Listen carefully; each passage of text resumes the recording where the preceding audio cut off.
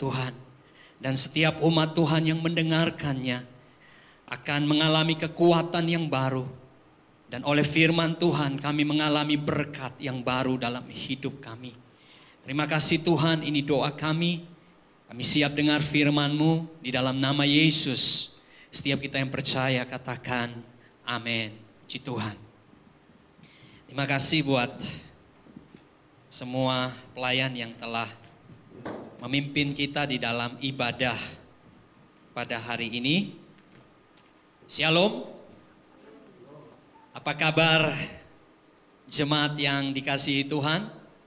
Saya percaya kita semua berada di dalam keadaan yang baik karena Tuhan senantiasa memelihara kehidupan kita. Pada kesempatan ini kita akan merenungkan firman Tuhan di dalam surat Yakobus pasal yang pertama, ayat yang kedua sampai dengan ayat yang ke-8. Yakobus pasal pertama, ayat yang kedua sampai dengan ayat yang ke-8. Saudara-saudaraku, anggaplah sebagai suatu kebahagiaan apabila kamu jatuh ke dalam berbagai-bagai pencobaan. Sebab kamu tahu bahwa ujian terhadap imanmu itu menghasilkan ketekunan. Dan biarkanlah ketekunan itu memperoleh buah yang matang, supaya kamu menjadi sempurna dan utuh, dan tak kekurangan suatu apapun. Tetapi apabila di antara kamu ada yang kekurangan hikmat, hendaklah ia memintakannya kepada Allah, yang memberikan kepada semua orang dengan murah hati dan dengan tidak membangkit-bangkit. Maka hal itu akan diberikan kepadanya. Hendaklah ia memintanya dalam iman, dan sama sekali jangan bimbang. Sebab orang yang bimbang sama dengan gelombang laut yang diombang-ambingkan kian kemari oleh angin. Orang yang demikian janganlah mengira bahwa ia akan menerima sesuatu dari Tuhan. Sebab orang yang mendua hati tidak akan tenang dalam hidupnya. Bapak Ibu Saudara yang kekasih di dalam Yesus Kristus, betapa saya bergembira dan bersuka cita bisa dapat berjumpa kembali dengan Bapak Ibu Saudara, jemaat yang dikasihi Tuhan, walaupun kita beribadah secara online. Tetapi saya percaya bahwa Tuhan ada bersama dengan Bapak Ibu di tempat di mana Bapak Ibu berada. Dan jika Tuhan hadir, maka Tuhan akan memberkati dan melimpahkan rahmat-Nya di dalam kehidupan Bapak Ibu sekalian. Bapak Ibu, sebagai gembala saya ingin menguatkan kita di tengah-tengah badai yang sedang kita hadapi hari-hari ini. Di dalam doa-doa saya selalu mengingat Bapak Ibu sekalian bahwa ini bukan satu pergumulan biasa. Ini satu pergumulan yang sangat berat. Dan saya tahu bahwa semua kita sedang bergumul. Dan saya mengajak kita untuk terus berdoa. Saya percaya bahwa badai ini akan berlalu. Dan Tuhan akan memulihkan kita kembali. Dan satu hal yang saya rindukan, kita dapat beribadah kembali bersama-sama.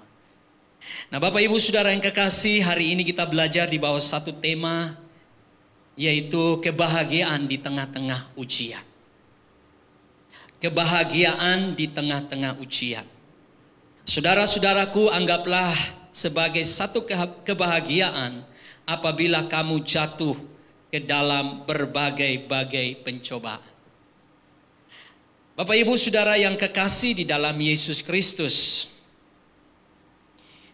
tidak ada seorang pun yang dapat setuju kalau dikatakan berbahagia di tengah-tengah ujian.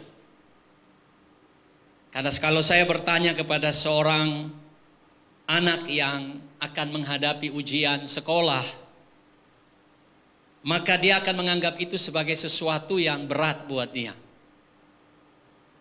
Dia akan mengatakan bahwa dia takut, dia bahkan gelisah, dan dia merasa itu sebagai satu beban yang berat karena dia akan menghadapi ujian. Demikian juga kalau saya katakan berbahagia di tengah-tengah pencobaan atau di tengah-tengah ujian, maka ini tidak sesuai dengan yang kita harapkan. Bisakah kita berbahagia di tengah-tengah ujian? Nah, saudaraku yang kekasih,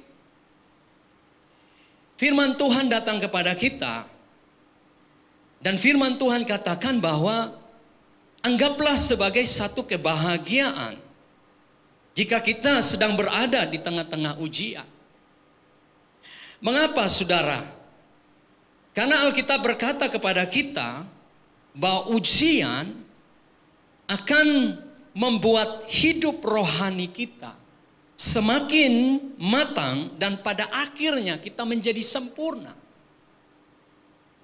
Saudaraku yang kekasih, di ayat 3 berkata, sebab kamu tahu bahwa ujian terhadap imanmu itu menghasilkan ketekunan, dan biarlah ketekunan itu memperoleh buah yang matang supaya kamu menjadi sempurna dan utuh dan tak kekurangan suatu apapun.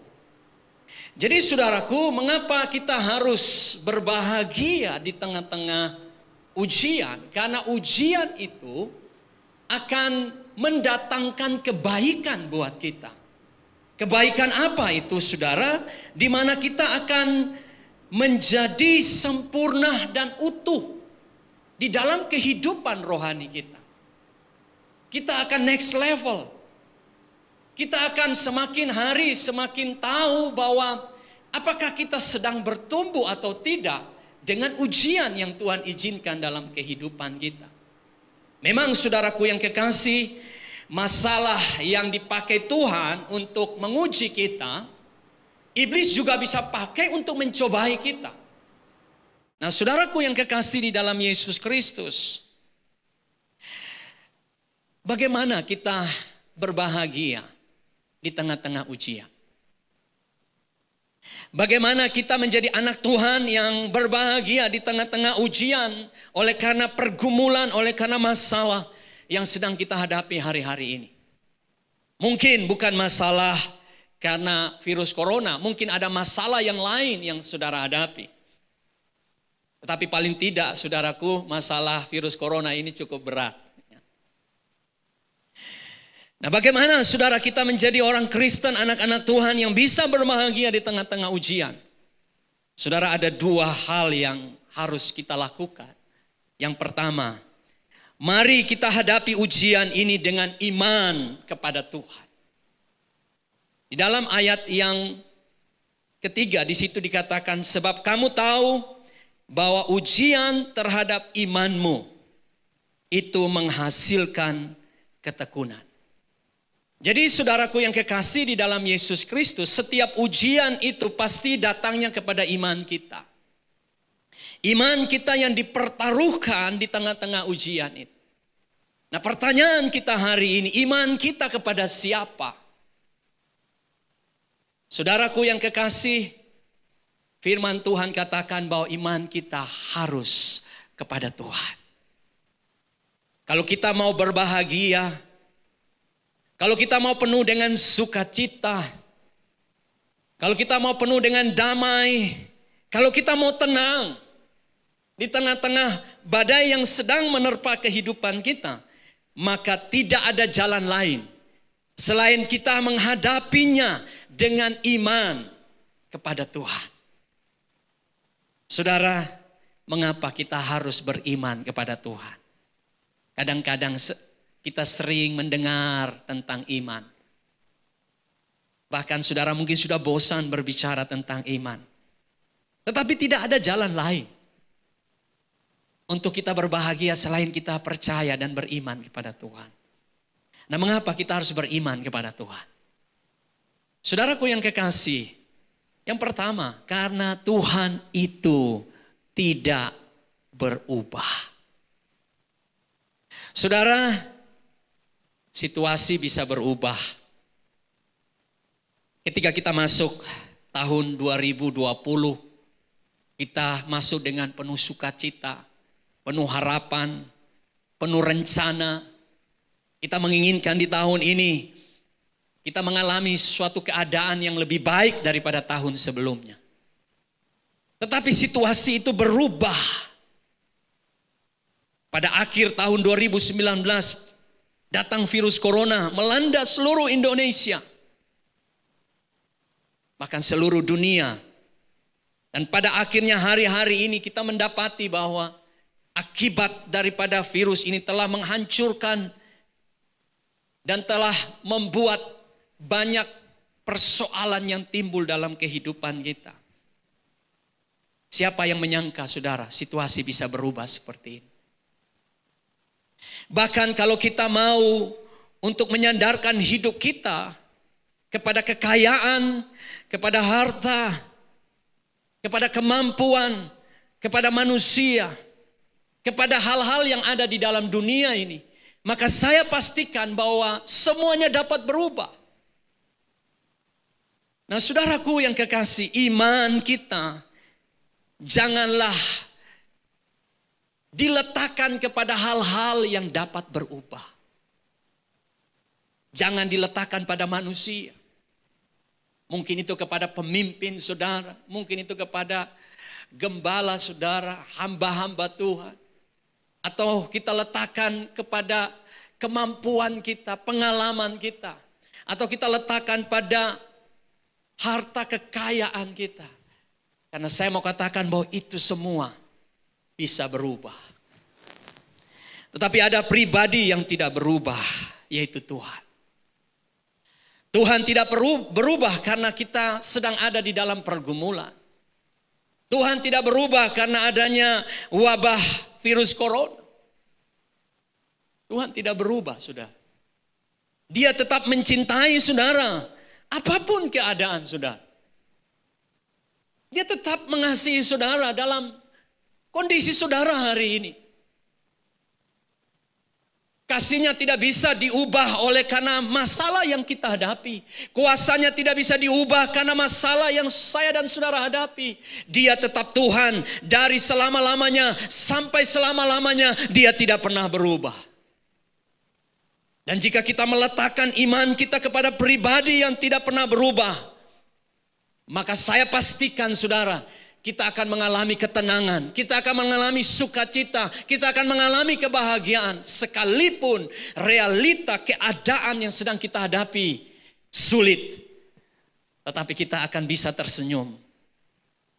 Kita akan bisa memandang hal-hal ini sebagai perkara-perkara biasa. Karena kita tahu bahwa Tuhan kita yang tidak pernah berubah, Dia berdaulat atas alam semesta, Dia berdaulat atas pergumulan kita, Dia berdaulat atas wabah virus corona ini. Dan pada waktunya ketika Dia berkata berhenti, maka persoalan kita, masalah kita, wabah virus corona ini pun pasti berhenti. Saudara percaya ada amin? Amin. Oleh sebab itu saudara, letakkanlah iman saudara pada Tuhan. Dan yang kedua, letakkanlah iman saudara kepada firman-Nya. Saudara, selain pribadi Tuhan, apa yang Ia katakan di dalam firman Tuhan tidak pernah berubah. Dan firman Tuhan yang kita pegang, yang kita baca setiap hari, itu teruji. Apa yang dikatakan Tuhan pasti digenapinya. Saudara, ada orang prediksi bahwa virus corona ini akan berhenti di tahun ini. Dan kalau saudara tanya kepada saya kapan berhenti, saya juga tidak tahu. Ya, saya bukan hamba Tuhan yang selalu bernubuat. Tidak salah saudara hamba Tuhan bernubuat. Karena mungkin Tuhan mengaruniakan dia karunia bernubuat. Tapi kalau tanya kepada saya kapan berhenti, saya tidak tahu. Tetapi yang pastinya saya mau kasih tahu kepada saudara, ketika Tuhan mengizinkan ini terjadi, maka Dia juga sanggup untuk menghentikannya. Oleh sebab itu saudara, jangan isi pikiran saudara dengan hal-hal yang menakutkan saudara. Ya, hari-hari ini orang lebih pandai bicara virus corona. Lebih tahu berapa yang meninggal, berapa yang sehat.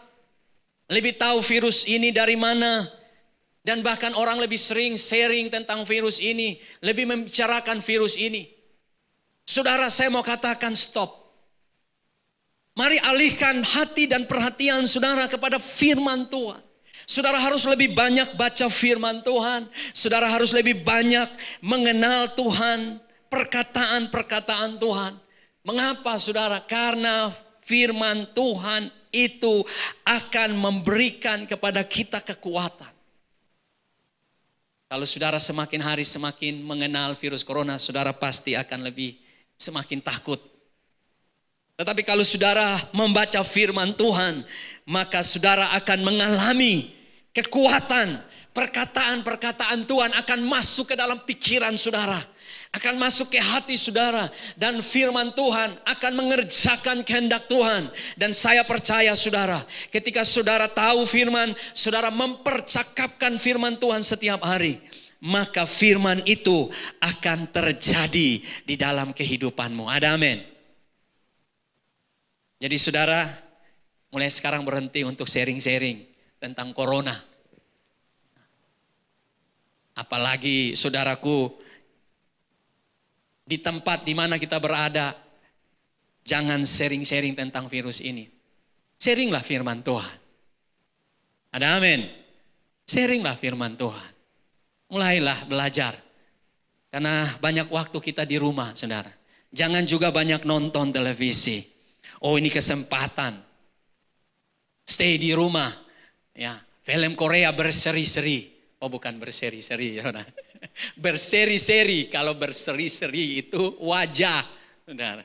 Tapi berseri-seri, dari pagi Korea, siang Korea, sore Korea, malam Korea. Saudara, saya pastikan saudara bisa berubah jadi orang Korea. Mari, waktu yang ada, belajar firman Tuhan. Kenal Tuhan, kenal perkataannya. Maka saya pastikan saudara akan menjadi anak-anak Tuhan yang kuat. Ada amin. Hal yang terakhir Bapak Ibu Saudara. Ibadah online ini tidak panjang-panjang. Ya. Kita bikin simple saja saudara. Dan saya berharap ketika saudara sedang beribadah, coba saudara jauhkan kopi, jauhkan makanan-makanan ringan. Mari fokus dan perhatian kepada ibadah ini. Dan saya percaya saudara sedang menikmati ibadah ini. Nah, hal yang terakhir. Bagaimana agar kita dapat berbahagia di dalam ujian yang Tuhan izinkan kepada kita. Di ayat 5 di situ dikatakan, tetapi apabila di antara kamu yang kekurangan hikmat, hendaklah ia memintanya kepada Allah. Yang kedua, kalau kita mau mengalami kebahagiaan di dalam ujian, maka hadapi ujian itu selain iman, hadapi dengan hikmat Tuhan. Ya, jangan hadapi dengan pikiran saudara sendiri. Jangan hadapi dengan pengalaman saudara sendiri. Sebab pikiran kita, pengalaman kita, pengetahuan kita terbatas, saudara. Dan kadang-kadang kita merasa kecewa, kita merasa seperti tidak bisa untuk dapat mengatasi kesulitan kita karena kita lebih bergantung kepada hikmat kita. Nah, saudara, hari-hari ini banyak orang sulit. Banyak yang tidak kerja. Saya juga sebagai hamba Tuhan tidak bisa melayani Tuhan seperti waktu-waktu yang lain, di mana di dalam sebulan saya bisa khotbah di beberapa gereja, saya bisa khotbah di beberapa tempat. Dan juga orang-orang yang bekerja, saya mendengar dari seorang ibu bahwa perusahaannya telah memberhentikan karyawannya. Dan karyawannya berkata, Bu, bagaimana kita bisa hidup kalau kita tidak bisa bekerja? Kami mau makan apa, Bu? Tetapi inilah realitas. Mungkin saudara yang punya usaha saudara sepi. Tidak ada pemasukan. Saudara dalam menghadapi seperti ini seperti tembok yang tebal yang sulit untuk kita bisa lihat apakah ada jalan keluar di balik tembok ini. Masalah ini begitu berat, saudara. Bagaimana dengan uang sekolah anak-anak kita? Bagaimana dengan membayar gaji karyawan kita? Bagaimana dengan kesehatan kita kalau kita sakit?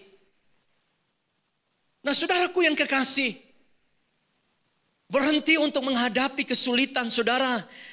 Ujian ini dengan hikmat kita. Tetapi mari saudara, firman Tuhan katakan hendaklah ia memintanya dengan iman kepada Tuhan. Asal jangan bimbang. Artinya saudara, waktu kita ada di tengah-tengah ujian, mari minta hikmat Tuhan. Datang kepada Tuhan dan berkata, Tuhan, aku butuh hikmat-Mu. Mari tolong hidupku untuk aku dapat melihat jalan-jalan yang Engkau inginkan. Supaya ketika aku memutuskannya bersama dengan Engkau.